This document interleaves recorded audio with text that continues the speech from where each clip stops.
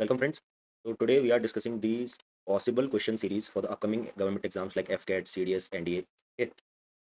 So today we are going to cover the important questions in which the first one is which country or countries are not part of European Free Trade Association.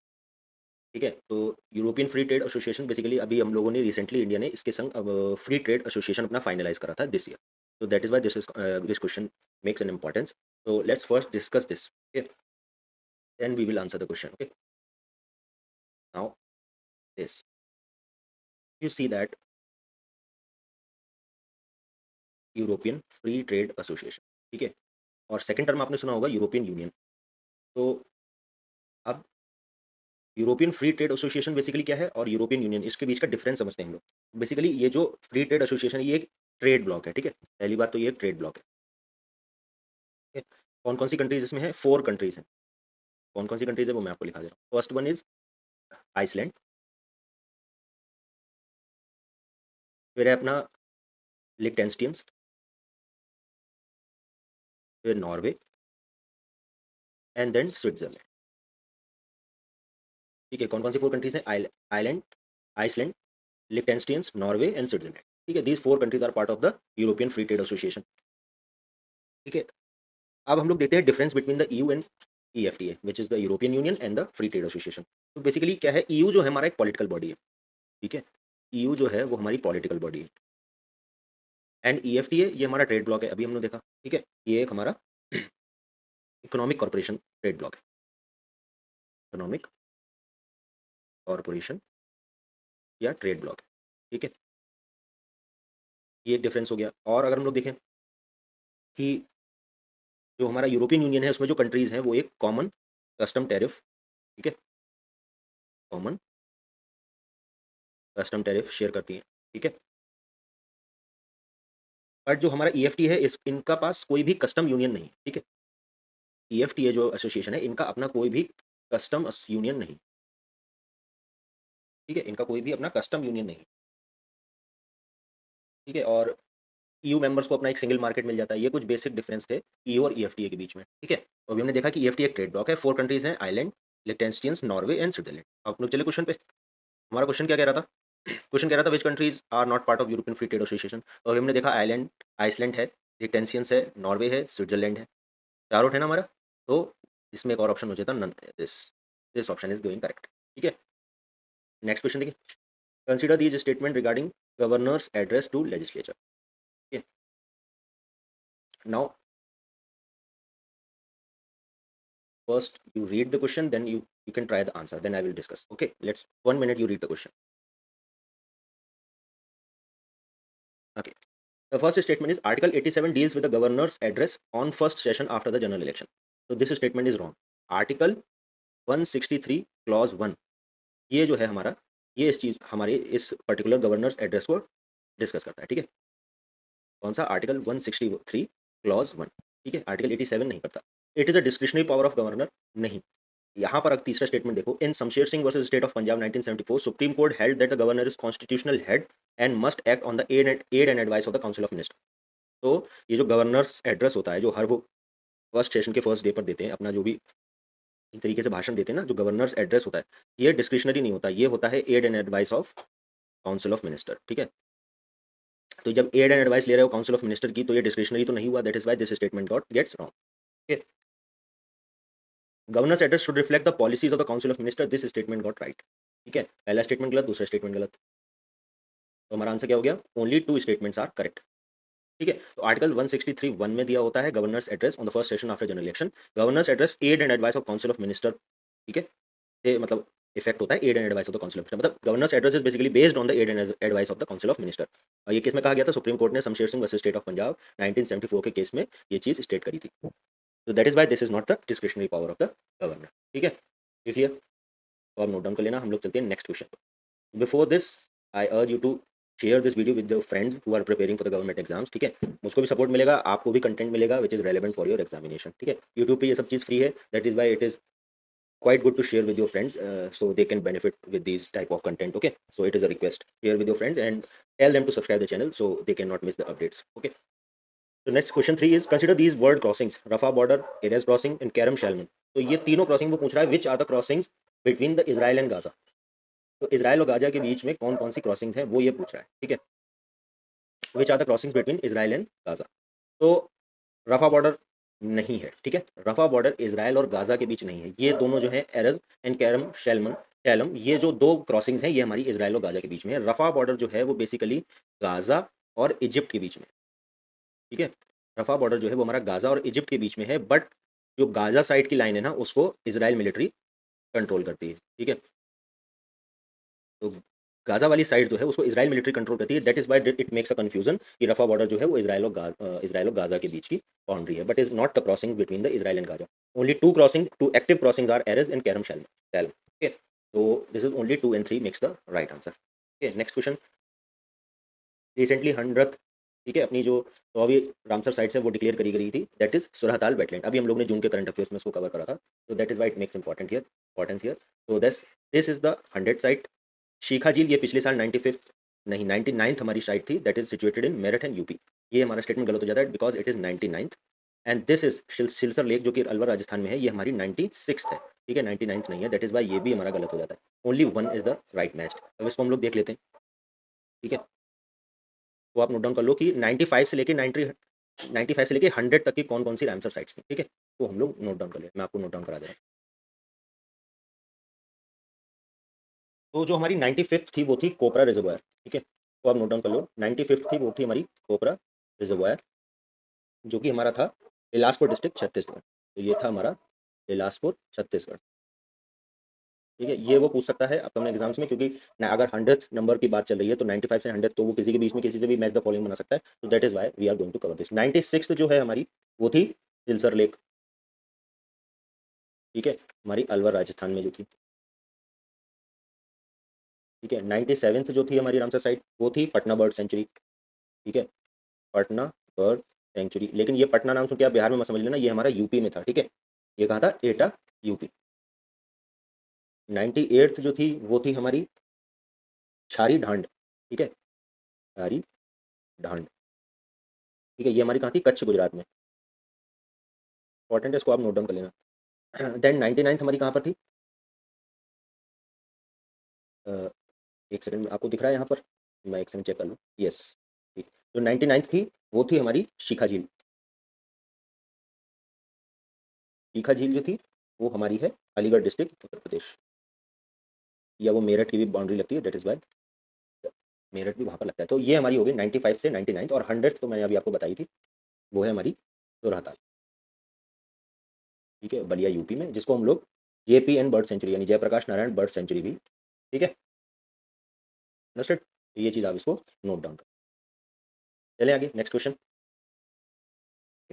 तो यहाँ पर हमारा पहला सही हो जाता है, ठीक है, पहला सही है, Surtal Ballia UP 100 Ramsar site. Silisar lake हमारी अलवर राजस्थान में, दिस इज पावर 96, ठीक है, ये हमारी क्या है 96 है। और शिखा झील मेरठ यूपी ये हमारी 99, दैट इज वाई ये दोनों हमारे गलत हो जाते हैं और ये हमारा सही हो जाता है। Only one is the right. Move to the next. Consider this statement regarding doctor Vishnu Shridhar Wakankar tiger reserve, ठीक है। तो बेसिकली ये जो अभी recently in January 26 I think जो रातापानी टाइगर रिजर्व था मध्य प्रदेश का, उसका नाम चेंज कर डॉक्टर विष्णु श्रीधर वाकांकर के नाम पर रख दिया गया। तो that is why it makes importance here. So yes, the first statement is right. It is initially named as Ratapani Tiger Reserve. It is located in Vindhya Range, Madhya Pradesh. It is also correct. It is the UNESCO World Heritage Site नहीं, ये UNESCO World Heritage Site नहीं है। इसके अंदर, इसी reserve के अंदर Bhimbetka rock shelters जो आपके इंपॉर्टेंट है, एनसीईआरटी में भी मेंशन है, वो यहाँ पर सिचुएटेड है, और वही ही हमारी यूनेस्को वर्ल्ड हेरिटेज साइट है, ठीक है। यूनेस्को वर्ल्ड हेरिटेज साइट हमारी कौन सी है, भीमबेटका, जो यहाँ पर रॉक शेल्टर मिलते हैं, जो इसी रिजर्व के अंदर में है। That is why this statement correct. It is not personally a world heritage site, but the Bhimbetka rock shelters which are within the reserve that makes it that particularly is the UNESCO World Heritage Site. Basically एक statement हमारा गलत है, तीन statement सही है, तो हमारा only 3 statements are correct. Understood.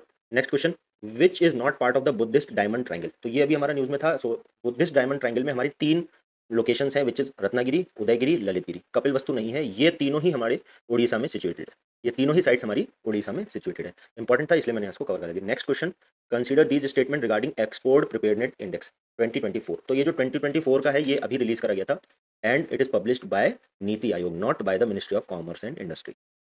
ठीक है, इसको किसने पब्लिश करा था? नीति आयोग ने। That is why first statement is wrong. This was it's fourth edition released in 2026। Yes, ये भी 2026 में रिलीज करा गया।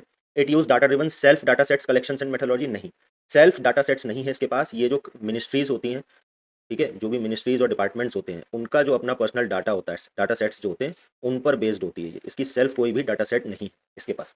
It structured around 4 pillars with business ecosystem holds highest percentage. Yes, जो 4 पिलर्स हैं उसमें से जो बिजनेस इकोसिस्टम्स है वो 40% शेयर इसमें शेयर करता है, विच इज द हाईएस्ट। ठीक है, तो थर्ड स्टेटमेंट गलत, फर्स्ट स्टेटमेंट गलत, सेकंड एंड फोर्थ सही है। That is why only 2 statements are correct. ठीक है, नीति आयोग इसको रिलीज करता है, फोर्थ एडिशन 2026 में इसको लाया गया था। इसका कोई अपना डाटा सेट नहीं होता, ये मिनिस्ट्रीज और डिपार्टमेंट्स के जो सेल्फ एग्जिस्टेड डाटा सेट्स हैं उन पर बेस्ड ये रिपोर्ट, ये इंडेक्स प्रिपेयर करता है by the council of the NITI Aayog. ठीक है, next, consider this statement regarding the Greenland. So it is larger than India.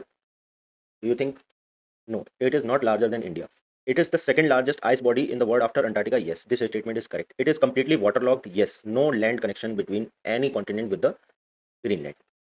Next है Eluciate ice frosts. ये एक हमारे ग्लेशियर फॉर्मेशन होता है, लैंड फॉर्म्स होता है. That is a UNESCO World Heritage Site. Is part of it. Yes. It is technically a Arctic desert because it receives very little snowfall or rainfall. This statement is also correct. It is technically a Arctic desert because ये यहाँ पर snowfall या rainfall बहुत ही कम होती है. That is why. So second, third, fourth, fifth, all 4 statement are correct, but the first statement is not correct. It is not larger than India. It seems like on the map that ये हमारा India से बड़ा होगा, but not. This is not the reality.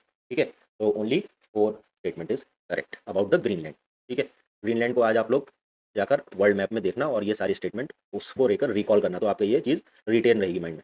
ठीक है, next 9th question हमारा, consider these countries Sudan, Libya, Jordan, Iraq, Lebanon, Syria and Iran. How many of these are part of the founding members of Arab League. ठीक है, तो Arab League का founding members कौन कौन थे इसमें? तो बेसिकली सूडान नहीं था, लीबिया नहीं था, ईरान नहीं था, Jordan, Iraq, Lebanon and Syria.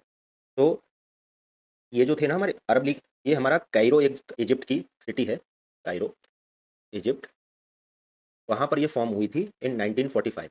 ठीक है, इसके 6 ओरिजिनल मेंबर्स थे, that is Egypt, Jordan, Syria, Lebanon, Iraq and Saudi Arabia. ठीक है, Egypt, Jordan, Syria, Lebanon, Iraq, Saudi Arabia. यहाँ लिख दूँ दोबारा आपसे या फिर दिख रहा है आप लोगों को? Egypt, Jordan, Syria, Lebanon, Iraq, Saudi Arabia. ठीक है, ये 6 कंट्रीज थी। तो अभी हमने देखा जॉर्डन, इराक, लेबनान, सीरिया 4 ही कंट्रीज हैं, तो that is why the founding members of Arab Leagues are only 4। ठीक है, यमन ने इसको ज्वाइन करा था बाद में। ठीक है, यमन ने इसको 5 मई को ज्वाइन करा था और ये जो फाउंडेशन हुआ था वो 22 मार्च को हुआ था। दैट इज वाई हम इसको फाउंडिंग मेंबर कंसीडर नहीं करते। ठीक है, बट अदरवाइज बहुत ही शॉर्ट पीरियड था तो कुछ लोग इसको कंसीडर भी कर लेते हैं, तो यमन भी इसमें आ जाता है, शामिल हो जाता है, लेकिन यमन भी हमारे इस ऑप्शन में नहीं था। दैट इज वाई हमने इसको नहीं लिया। Only 4 are the right answer. ठीक है, अरब लीग फाउंडिंग मेंबर कहाँ पर? 1945 को कायरो, इजिप्ट में इसका स्टैब्लिशमेंट हुआ। ठीक है, कुछ एक इंपॉर्टेंट चीज़ थी अबाउट द रामसर साइट्स, वो मैंने बताना आपको रह गया, वो मैं अभी आपको लिखा दे रहा हूँ, जिसको आप लोग नोट डाउन कर लें। ठीक है, कुछ स्टेट्स हैं जिनकी अपनी पर्टिकुलर सिंगल रामसर साइट्स हैं। ठीक है, तो वो मैं आपको नोट डाउन करा दे रहा हूँ, उसको आप लोग लिख लें, because it is important for your exam purpose. 1 second. जैसे कि आंध्र प्रदेश, आंध्र प्रदेश, आंध्र प्रदेश की अपनी एक ही है, कोलेरू लेक। आंध्र प्रदेश की कोलेरू लेक है जो कि 2002 में रामसर साइट बनी थी। ठीक है, इसकी सिंगल है। देन असम, असम की जो है वो दीपोर लेक, ये अपनी सिंगल रामसर साइट्स है, दैट इज अगेन 2002। देन उसके बाद अब आ जाता है गोवा। इसको राइट डाउन कर लेना क्योंकि मेरे पास स्पेस कम है, अगर अभी लिस्ट लंबी होती तो मैं इसको यहीं से इरेज करके फिर आपको लिखा दूंगा। गोवा में जो है वो नंदा लेक है अपनी, नंदा लेक, जिसको 2022 में डेजिग्नेट करा गया था। मणिपुर में हमारा लोकटक लेक, ठीक है, फेमस लोकटक लेक, 1990 में इसको करा गया था। ठीक है, देन अगेन मिजोरम, मिजोरम हमारा पाला वेटलैंड, ठीक है, इसको 2021 में करा गया था। त्रिपुरा, त्रिपुरा में हमारी है रुद्र सागर लेक, रुद्र सागर लेक, जिसको करा गया था 2005 में। ठीक है, देन उत्तराखंड अपना स्टेट, जिसमें आसान कंजर्वेशन रिजर्व, ठीक है, आसान कंजर्वेशन रिजर्व, इसकी लोकेशन आपके लिए वर्क, आपके मतलब होमवर्क टाइप है, जिसको आप लोग इसी के आगे अपनी टेबल बनाकर लिखना है। Asan conservation reserve which is in 2020। Then हमारा आ जाता है छत्तीसगढ़, एक सेकंड आपको दिख जाएगा, यस, यहाँ पर लिख दे रहा हूँ छत्तीसगढ़। छत्तीसगढ़ में पोपरा रिजर्वायर, जिसको अभी हम लोग ने डिस्कस करा, ठीक है, पोपरा reservoir that is in designated in 2025। ठीक है, तो ये कुछ स्टेट्स हैं जिनमें सिंगल रामसर साइट्स हैं, 1 2 3 4 5 6 7 8। ठीक है, तो कितनी है हमारी, 8 स्टेट्स ऐसी हैं जहाँ पर सिंगल रामसर साइट्स हैं। 1 2 3 4 5 6 7 8, इसमें यूटीज नहीं शामिल है, लेकिन जो स्टेट्स हैं 8 तो ये हो गए, और भी हैं जिनको मैं यहाँ पे, दो और हैं जो सिक्किम और झारखंड है, उसको मैं लिखा दे रहा हूँ, उसको आप अभी पहले इसको नोट डाउन कर लो, मैं एक 10 सेकंड का ब्रेक ले रहा हूँ।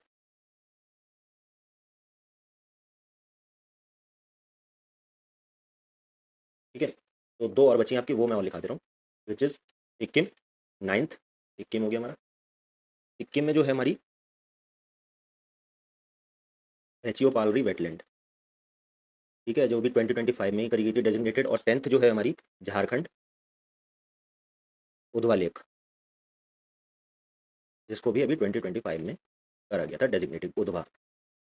ठीक है, उधवा लेक। ठीक है, इसको आप नोट डाउन कर लेना, ये कुछ इंपॉर्टेंट पॉइंट था जिसको मैंने आपको यहाँ पर जॉट डाउन कर। चलिए नेक्स्ट और लास्ट क्वेश्चन जो है हमारा, question number 10। 1 second. Which one is correct about the term Mercosur. ठीक है, मर्काउसर टर्म जो है वो भी हमारी रिसेंटली न्यूज में थी। Which is a largest South American trade bloc created to promote economic integration. ठीक है, तो मर्काउसर ब्लॉक जो है हमारा एक ट्रेड ब्लॉक है of the South American to promote economic integration. इसके बारे में थोड़ा इतनी जानकारी थी, और अगर कुछ देखना चाहें तो गूगल पर सर्च कर सकते हैं, बट एग्जाम रेलेवेंट इसमें बस यही था, जो कि हो सकता है आपके अपकमिंग एग्जाम्स में ये चीज़ पूछी जा सके। ठीक है, तो that's all that for the today session. हम लोग फिर नेक्स्ट इस पार्ट, इस सीरीज़ के नेक्स्ट पार्ट के संग आपके संग फिर से जुड़ेंगे। ठीक है, अगेन मैं ये कह दूं कि इसको आप अपने फ्रेंड्स के संग शेयर कर दीजिए, बिकॉज थोड़ा सा सपोर्ट मिल जाता है, and they got the content which is relevant for their examination, for which will benefit their preparation in their upcoming exams. तो thank you so much for today, best of luck.